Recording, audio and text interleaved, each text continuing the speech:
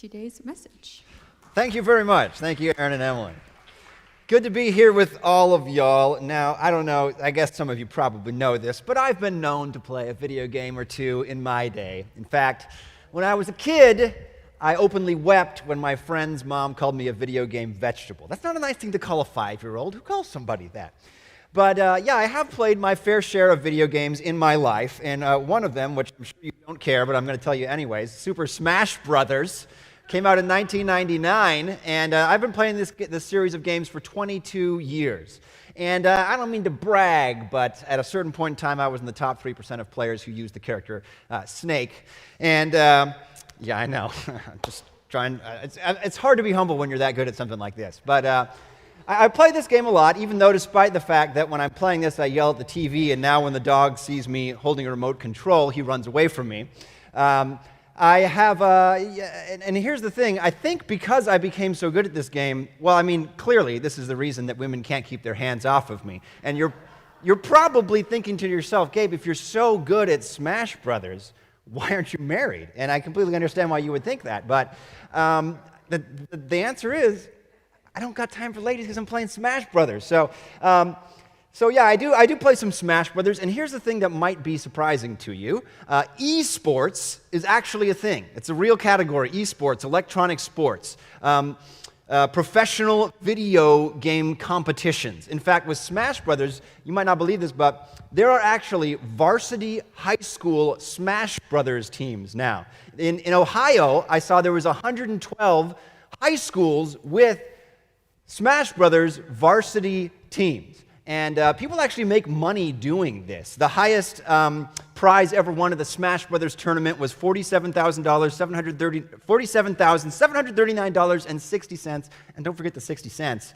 And but Smash Brothers, actually, the prize money for Smash Brothers is relatively low considered compared to some of the other prizes you can win for playing other games. Like there's this video game company called Valve that puts on this annual competition called the International. And people competed in a game called Dota 2. In 2019, the team that won the greatest amount of money ever given away for a video game tournament, and that was $15.6 million that team won. And at that event, the total amount of prize money given away to all the different 18 teams that plays was $34 million for 18 different teams. Now, some of you are probably thinking, who cares? Why would anyone pay someone money to play a video game? Why would somebody spend their life doing something like that? Why do people care so much about somebody moving around pixels on a television screen? And to be honest with you, the older I get and the more time that I spend playing video games, the less I enjoy them because that's the type of thinking that's going through my head. Like, what does this even matter? Like, at the end of this, who cares that I'm doing this? At the end of my life, does it really matter whether or not I was in the top 3%?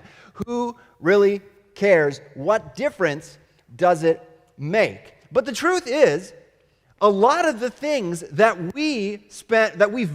people give the most attention to, that people pay the most attention to, that people pay the most money to, that gets the most glory, are things that at the end of life really don't matter that much. At the end of someone's life, does it really matter how many likes they got on the picture of their lunch? At the end of their life, does it really matter how many balls somebody put through a hoop? At the end of someone's life, does it really matter what they looked like when they were 25 years old?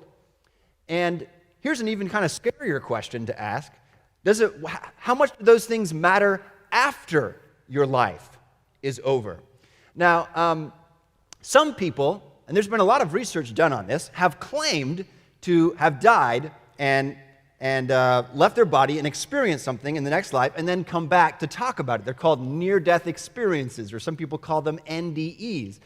Now, if you're not a Christian or religious person and you're here, we're so glad that you're here. We want you to be here. We want you to benefit from being here. You can belong before you believe, and you can bring your brain to church. You can ask questions. That's awesome.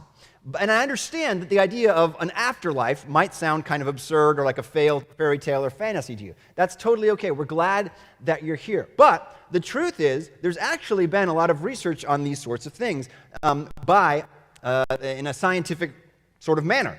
So there's a book called The Science of Near-Death Experiences that came out in 2017. It was published by University of Missouri Press.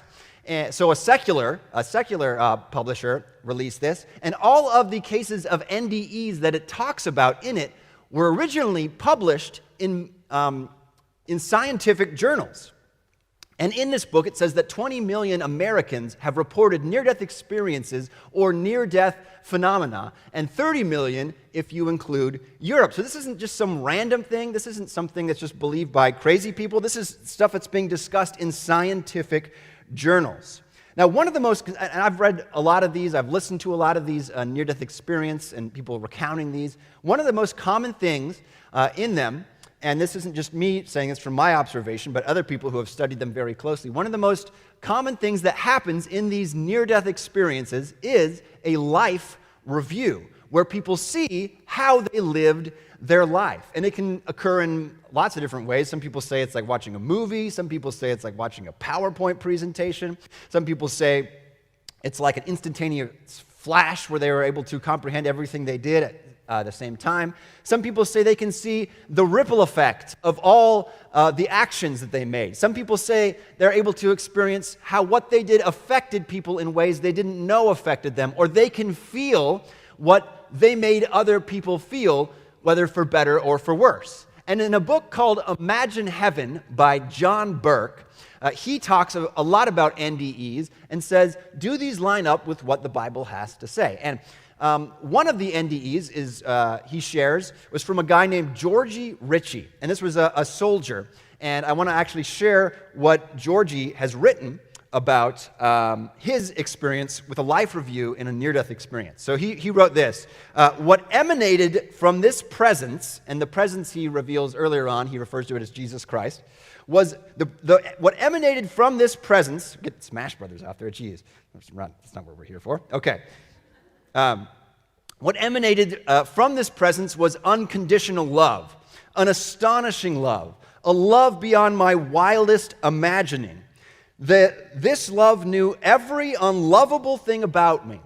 The quarrels with my stepmother, my explosive temper, the sex thoughts I could never control, every mean, selfish thought and action since the day I was born, and it accepted and loved me just the same. I saw myself turning away from my stepmother, bent over to kiss me goodnight. Saw the very thought itself, I'm not going to love this woman. My mother died. If I love her, my stepmother, she'll leave me too. I watched myself at age 10 standing at the same dining room window while Dad went to the hospital to bring home Mother and our new brother Henry. And I saw myself deciding before I ever saw him, I was not going to like this newcomer. Every detail of 20 years of living was there to be looked at. The good, the bad, the high points, the run-of-the-mill, and with this all-inclusive view came a question. It was implicit in every scene, and like the scenes themselves, seemed to proceed from the living light beside me. What did you do with your life? Raymond Moody, who is one of the first people to really start spending a lot of time researching and gathering documentation of near-death experiences, actually coined the term near-death experience, says this question is present in many accounts of life reviews that people experience. What did you do with your life? And what a powerful question that is for us to think about. And I want to think about that together today. Now, Gary Habermas, who I mentioned a few weeks ago when I was talking about evidence for the resurrection of Jesus Christ, this guy has spent a huge portion of his life studying evidence for the resurrection, And he's even writing a book right now that's slated to be 5,000 pages long about evidence for the resurrection of Jesus Christ. And so, of course, because he's studying this, life after death and coming back to life, he's read a lot of near-death experiences. And he makes a really important point that I want to make as well, and that's this, that we can't verify things like life reviews and what people experience, if they actually went to heaven, if they actually went to hell, we can't verify things we can't go and see and explore ourselves. But, he says, there are many NDEs where people experience stuff on this earth that have been validated. So people sometimes when they're, most of the documented cases happen in a hospital because that's where you can see when somebody's flatlined, when they have no brainwave or heart activity. So there are many cases that he's collected about 300 where people have evidential cases where they're able to see something that happened in another room and it was verified later. Or they're able to hear something that somebody else in a different room was saying, or they're able to recount something that was going on during the medical procedure, how the doctor was doing the surgery on them. Even in one case, a woman was able to leave her body and see a serial number that was like 12 digits long on top of a medical device, and she was able to, that you wouldn't be able to see unless you could get above it, which was way high up. And when she came back, she told someone there what she had seen, and when they were later moving that medical device out of the room, they were able to look on top of it and saw that she actually had it exactly right. So, what we can learn from NDEs is that there's reason to believe there is life after death. And materialism, there's less reason to believe that materialism is true, meaning that materialism is the idea that there is no God, that all there is this physical universe. When you die, it's lights out. So we can learn that from NDEs.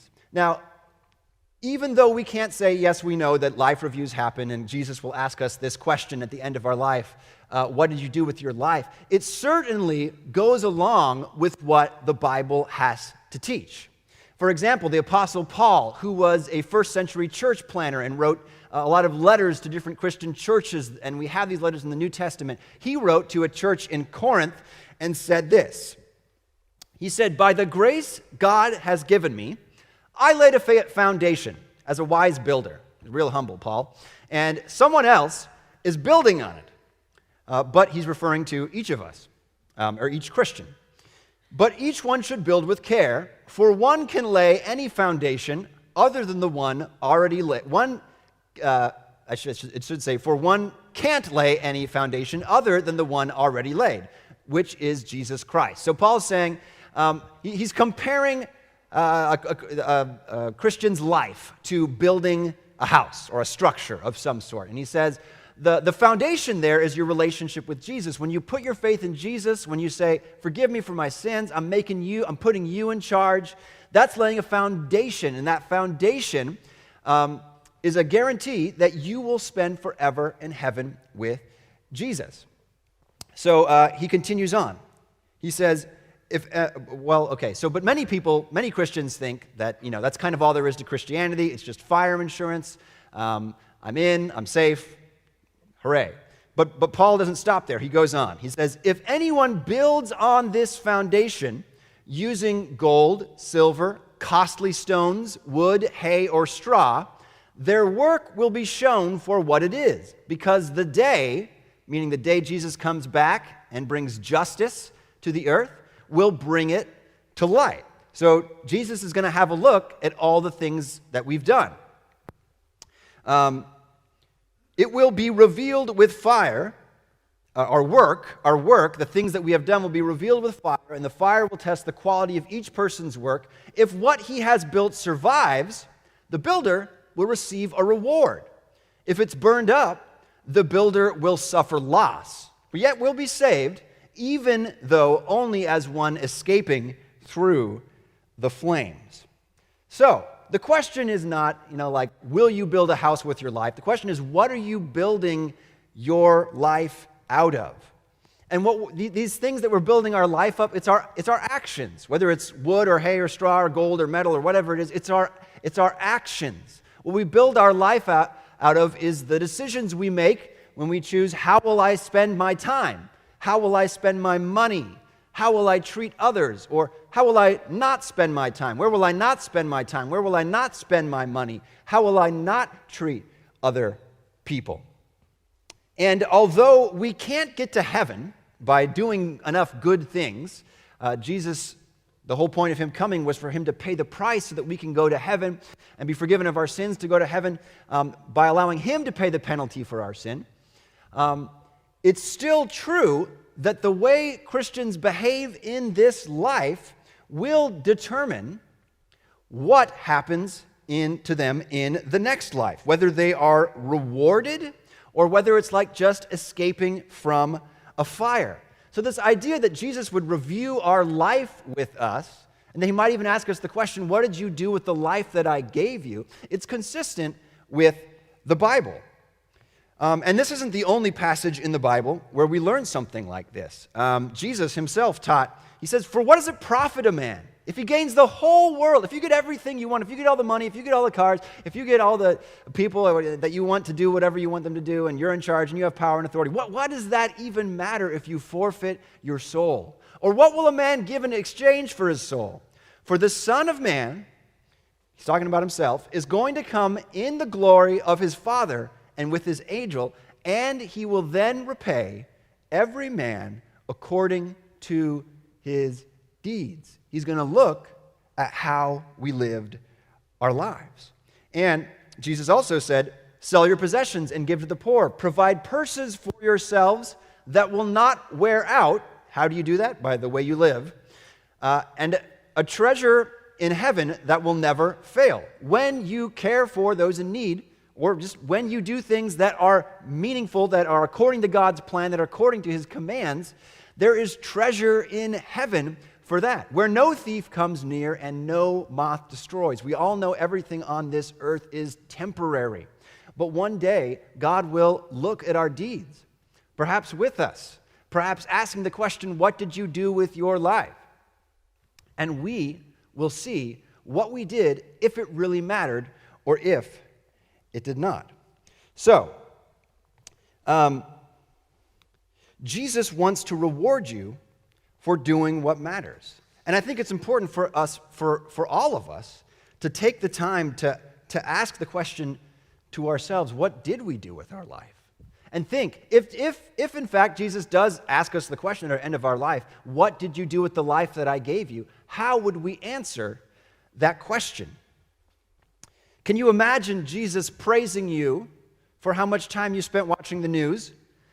Can you imagine him praising you for how much time you spent on social media, or how many likes you got, or how much money you had, or what car you drove, or how beautiful you were, how much money you spent on your looks? Can you imagine Jesus praising you for how many points you scored, or for how many people liked your picture? Or do you imagine Jesus praising you at the end of your life for things like how merciful you were, how forgiving you were, how much you shared his love with other people, how much you shared his story with other people, how much you loved your family, how much you cared for the weak and the hurting and those in need? Now, I'm not saying, hey, stop doing anything you enjoy and go stand in the corner and think about Jesus for 24 hours a day. That's not the point that I'm getting at here. What I want to talk about is prioritizing commitments, deciding which commitments in my life are going to be most important. And when I have to decide between two, which one am I going to say, that's the one that's most important? Because at the end of my life, I want to say that's what I prioritized if Jesus asks me, what did I do with the life that I gave you? And I want to, in this series that we're talking about, Engraved Invitation, we're talking about the importance of being a part of a body of believers who meet together regularly, weekly, and serve together and love each other and love others who come and join and worship God together and learn about God together and work together to make an impact in this world that is hurting so much. I want to argue that when you commit to being a part of something like that, at the end of your life, the things that you develop from being committed to a body of Jesus followers will be the sorts of things that you say, I'm glad I did that. You said that mattered. If Jesus asks you, what did you do with the life you gave, you can say, I was a part of a church, and look at all the incredible things that came out of that. Because it's in the environment of a church that the things that will matter the most at the end of your life will develop. For example, generosity. King Solomon, who wrote the book of Proverbs in the Old Testament, he was known far and wide for his wisdom. He said, whoever oppresses the poor shows contempt for their maker, but whoever is kind to the needy honors God. These are the kind of things that the message that you get, that get washed over you when you commit to being part of a group of believers. We learn these sorts of things week after week. And that's why, well, we learned on Easter that those of you, that together we were able to raise over the past 5 years $198,000 to go to fight the global water crisis, which is causing all sorts of people all sorts of suffering. But it's being together in a group of people who are organizing and equipping each other and encouraging each other to go and be a part of something like this to make a difference so that people can have relief from incredible suffering. Check out some of this information from Pew Research. So this is the people who gave to the poor in the past 7 days by donating time, money, or goods. Americans who attend church weekly, note it's weekly, and pray daily, 65% of them did that, while other Americans were at 41%. Did volunteer work in the past 7 days. Americans who attend church weekly and pray daily, 45%. Other Americans, 27%. Rates of adopting children, all U.S. households, 2%. That's including practicing Christians. And practicing Christians, 5%. And this is not to try and say, wow, Christians sure are better than everybody else. No, the point is that when you're a part of a group of believers, we're in a place where we're more motivated and inspired to do the things we know deep down really matter. That at the end of your life, you will say, I'm glad I was a part of that community because it motivated me to do things I would not have done otherwise. And probably the reason that Christians care about children who don't have parents so much is because we learn from the Bible. We learn from Jesus' half-brother James, who said, pure and undefiled religion before God the Father is this, to care for orphans and widows in their adversity, and to keep oneself untainted by the world. These are the kind of messages that are so important for us to be reminded. And what other things are more important than receiving things like this? Inspire us to help those in need. Here's another real great benefit about church. I'll start off with something that doesn't sound real great and show you what's actually great about it. So there's this statistic that sort of got ingrained in the minds of Christians and preachers and marriage counselors that the divorce rate inside of the church is the same as the divorce rate outside of the church. And Shaunti Feldman, who works a lot with statistics, wrote a book called The Good News About Marriage. And in it, one of the first things she addresses is this idea that people seem to think the divorce rate in America is 50%.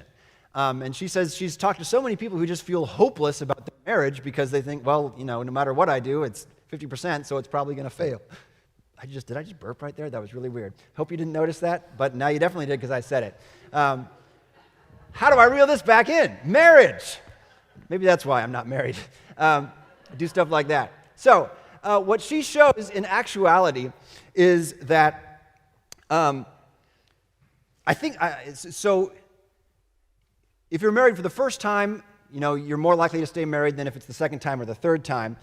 With the first marriage, it's only a 25% divorce rate, so that's much better than 50%. But what she goes on to show is that this idea that the divorce rate inside the church is the same outside of the church is a misrepresentation of a Gallup, some data put together by an organization called Gallup, and that might be Barna. I'm sorry, I have it in my notes somewhere, but Barna, that's what it is. It's Barna, and And she shows that, okay, where was I? Got mixed up with the whole barn. The burp threw me off.